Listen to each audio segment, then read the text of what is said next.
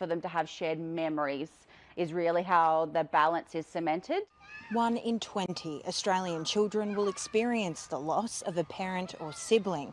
The camp organisers and families are calling for more programs that connect grieving kids to others who can relate to their experience. That it's something that every child who has experienced grief should try, because it's really good. So proud. So proud. New memories made amid the grief. Lucy Loram, ABC News, Hervey Bay. As access to drinking water becomes ever scarcer owing to the effects of climate change, the Hong Kong government has begun seeking and developing new sources of drinking water in recent years. Located beneath a body of water separating Joss House Bay and Tung Lung Chau is a tunnel that bears immense responsibility for the livelihoods of local residents. Entering the hexagonal intake of the megastructure, seawater will then pass through a 330-meter-long tunnel before arriving at the Cheung Kwan O desalination plant. After undergoing a filtration and purification process, the water will then go through a reverse osmosis procedure in these white-colored pipes. The desalination plant is fitted with over 2,300 pipes and operates on a 24-hour basis. The plant is capable of producing 135 million liters of drinking water every day. That's around the same volume of water of 54 standard swimming pools. It is a significant upgrade from the now defunct Lock On Pai desalting plant in Tuen Mun, which only produced 25 million liters of drinking water each day. This mechanical engineer from the Water Supplies Department stressed the efficiency of the Cheung Kwan O plant comes from the fact that the facility applies a desalination method instead of the slower distillation method used in its Tuen Mun counterpart. The processed water will then be supplied to areas including Sai Kung and Kowloon East, while more concentrated saline water will be released back into the ocean. Meanwhile, authorities running the desalination plant noted it could increase the production levels of drinking water to 270 million liters per day as part of the plant's second phase of construction, which would make up 10% of all drinking water in Hong Kong. Timothy Lee, TVB News. Epilepsy is relatively common in Australia, according to the World Health Organization, but advocates say there remains misinformation around the condition.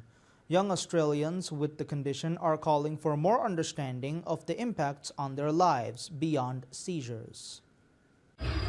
DJing in sports used to fill Sebastian Johnston's social calendar, until an unexpected seizure turned his life upside down. So I was home all the time, being looked after by mum and dad. Social life takes a big hit as well. You get anxiety and you don't like talking about it to people. He's gone from just being a regular sort of teenager out there living the life and having a great time, going travelling, he went backpacking, to having all of his liberties taken away. The WHO estimates about 50 million people worldwide live with epilepsy. Advocates say fear, myths and misinformation are still rife, and this can negatively impact people's mental health. There's a real fear out there about seizures, and culturally too, there's a lot of beliefs. We have to respect different cultures. Sarah Ripper is an avid artist. Sort of mapping it out and then deciding triangles. She lives with epilepsy and says it affects every aspect of her life, but it's not all bad. For me personally, I've had a lot of insights. She wants to change how epilepsy is seen. Acknowledging that neurodiversity has immense richness, but it took a little while as a collective to maybe get to that consensus. Mr. Johnston says living with epilepsy isn't a reason to stop living life to the fullest. Just grow with it, learn it, and live with it. Advocating for greater understanding in the community. Bethany Cody, ABC News. In a bid to further regulate smoking in the city, the Hong Kong government plans to implement a blanket ban on e-cigarettes starting next year. Let's take a closer look at this report from TVB Hong Kong. The Health Bureau is set to submit its proposal for amending the city's smoking regulation law to the Legislative Council next Wednesday. Under the measure, no smoking areas will be expanded to 3 meters from entrances and exits of hospitals, residential care homes and schools. These areas must also display signs banning smoking. Smoking will also be banned at designated areas with queues containing 2 or more people. These areas include public transport waiting areas, as well as entrances to hospitals, sports and entertainment facilities. Offenders are subject to a fine of $3,000. But the penalty does not pertain to those smoking while walking past the queue. What do residents think about the latest proposal? This man said the matter does not require legislation, noting that it is more of a moral issue. The government's initiative of stopping the smoking in and around public places is very important because it affects the person who is not smoking at all. And it's really difficult for those people to interact with the guy who is smoking because most of the time people get hostile and they probably are very angry at people who say don't smoke. The authorities also revealed that they will instruct the Food and Environmental Hygiene Department to move rubbish bins further away from public transport waiting areas. Regarding long-term measures, the proposal suggested a blanket ban on e-cigarettes and other similar items starting on the 30th of April next year, meaning that they cannot be used in public. Under the first phase of the ban, those found with vapes or heated tobacco products in public places will be subject to a fine of $3,000. The restriction could extend to other areas depending on further consideration. The authorities have noted the implementation of the measure has taken into account certain individuals using e-cigarettes as a method to disguise their consumption of the space oil drug. On the regulation of flavored cigarettes, all flavors apart from mint will be banned starting in the second quarter of 2027. As part of the government's efforts against smuggled cigarettes, duty-paid cigarettes will incorporate special displays starting in the third quarter of this year. The maximum penalty for smuggling illicit cigarettes has also been increased to 7 years imprisonment and a fine of $2 million. Samantha Lee, TVB News. Singapore's booming concert scene has drawn the attention of some Southeast Asian production companies keen to tap its market potential.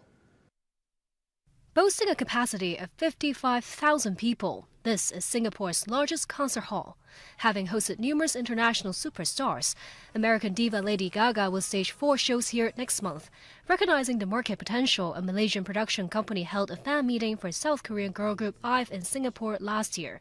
The production house officially enters the Singapore market this year. Its manager said the local government has adopted a more proactive attitude in facilitating such events with well-developed amenities. He said the Singapore government not only provides tax incentives, but also funds some specific types of projects. Last year, American pop sensation Taylor Swift held 6 concerts in Singapore. The Singaporean government offered a cash subsidy of $2 to $3 million for each show. Xu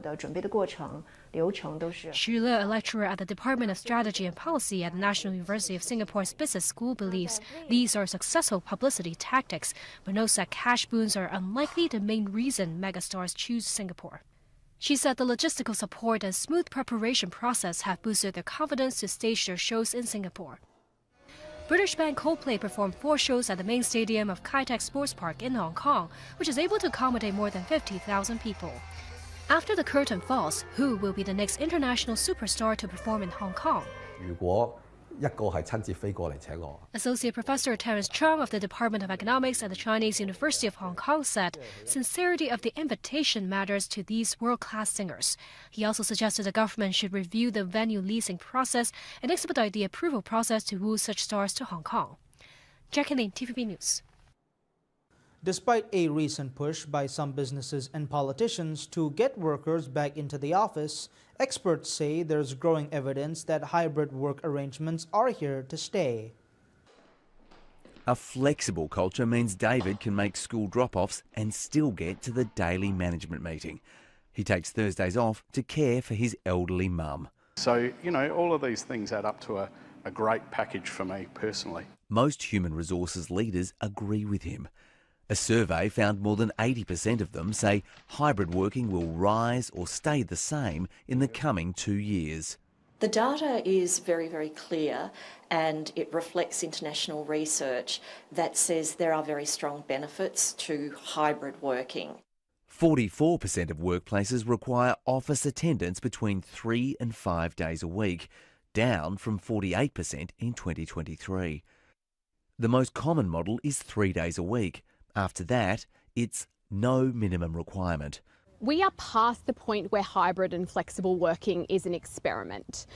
Now we see that this is a foundational shift in how Australians want to live and work. A looming Fair Work Commission case is examining the ability to work from home and could massively expand it. David Portway says flexibility is better for workers and makes business sense. One, it's the attraction factor, and two, it's the retention. And the battle for retention is huge at this point in time. The concept became an election flashpoint when the coalition revealed it would force Canberra-based public servants back to the office 5 days a week. The policy was altered and then abandoned after bad feedback from voters who thought they might be next. Daniel Ziffer, ABC News.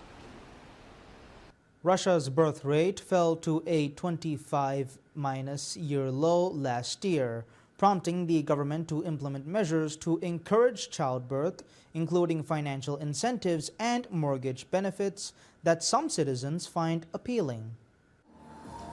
These amateur models are well prepared as they participate in a children's fashion show held in a Moscow shopping mall. The stores here cater to children, offering everything from clothing to toys for ages ranging from newborns to teenagers.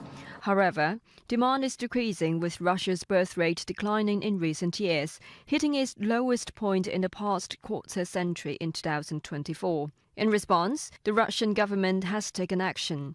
Starting this year, the one-off financial support for families having their first child has increased to 677,000 rubles, equivalent to about 60,000 Hong Kong dollars. For families having the second child, if they haven't had previous support, they can receive 894,000 rubles, roughly 80,000 Hong Kong dollars. Families with children can also benefit from lower mortgage loan interest rate of 6%, compared to the standard rate. It's a very good start. Maybe it's not enough because, prices, they higher every day. Here it's more stable to have a big family than anywhere else. Now we are more confident. I would like to have 3 or more.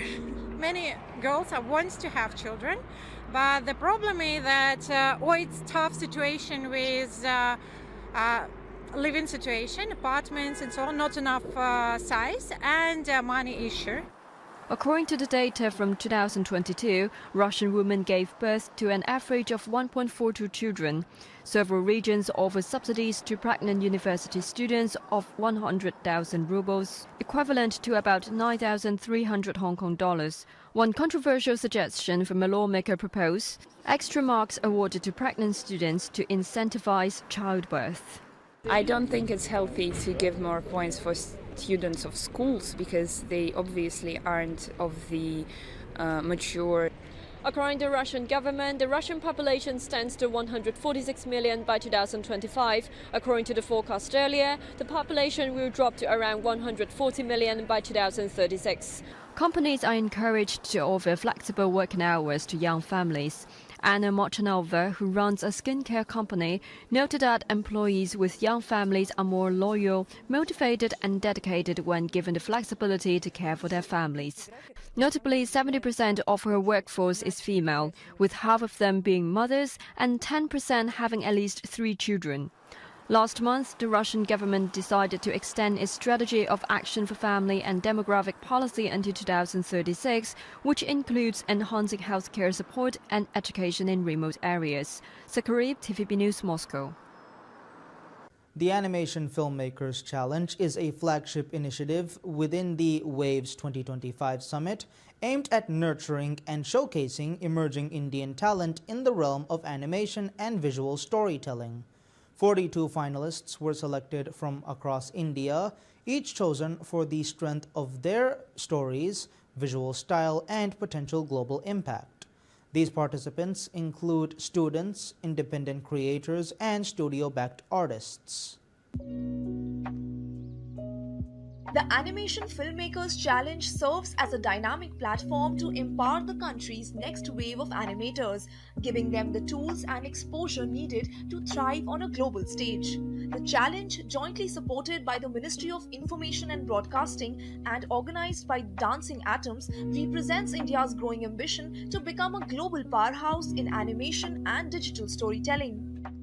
One of the most amazing things that happened was we had entries from the tiniest places, even from Andhra Pradesh, from Telangana, from Guwahati, from Sikkim, from Odisha. Like even the second-tier states, it was not the main cities, but like really remote. Saraswati, who has held pivotal roles including Head of Creative Management at DreamWorks Animation in Shanghai and Executive Director of Rhythm and Hues Asia, contributing to acclaimed films like Life of Pi and The Golden Compass, says the entries witnessed some amazing content, especially from the new filmmakers. So it was a very, very difficult way to curate everybody, right? So when we had in the amateur category, housewives, you know, and people that were 60, 70 years old who were passionate about writing stories, they felt so alive that, oh, even I can apply, you know, and we wanted that. We wanted to keep everybody in India, especially all around the world. It was the first Create in India global competition, I would say. So we had entries from all around the world. We had about 25 different countries. And from within India, I think we almost covered all the states when we opened it up way back in September. She emphasizes the importance of nurturing young talent in the media and entertainment sector and advocates for recognizing creative pursuits. Animation Filmmakers Challenge will provide a platform for emerging Indian animators to showcase their work, connect with industry leaders and gain global recognition. Shyama Mishra for DD India. That's all we have for now. Thank you all for watching. Wish you all a very pleasant day ahead.